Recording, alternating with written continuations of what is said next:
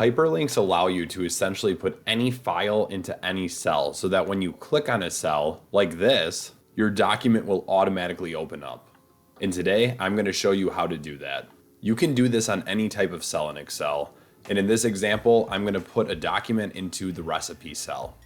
All we need to do is start out by right-clicking on the cell and then going all the way to the bottom where it says link. From here, we just need to click in. A little box will appear asking you what file you want to attach to that cell. So in my example, I just need to go into my Excel links folder, click on the document that I want, which in this instance is a recipe, and then click OK once it's highlighted. From here, you can see that the recipe turned blue and got an underline, which means that the document successfully attached to the cell. Just to test, I can go in and click on the cell. And when I do that, the document opened up again.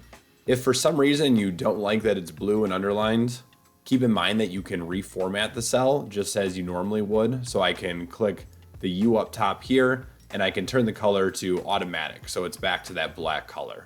If you do this, you can see when I hover over a normal cell, nothing appears. But when I hover over that recipe cell, my cursor switches, meaning that the hyperlink is still there and it's still available.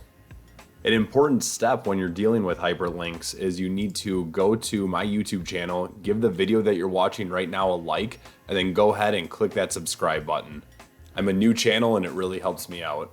The last thing to know about hyperlinks is if you want to remove it or change it for some reason, you can just right click the cell that you inserted the hyperlink on, go to the bottom where we did before, and you can either click remove, open, or edit. So in this instance, I'll just click remove, and it's going to return to a normal cell with nothing attached. Hyperlinks can be super helpful for organizing your data and making it easy to navigate through different files. If you're looking for another super useful Excel trick, make sure to check out the video here. Thanks again.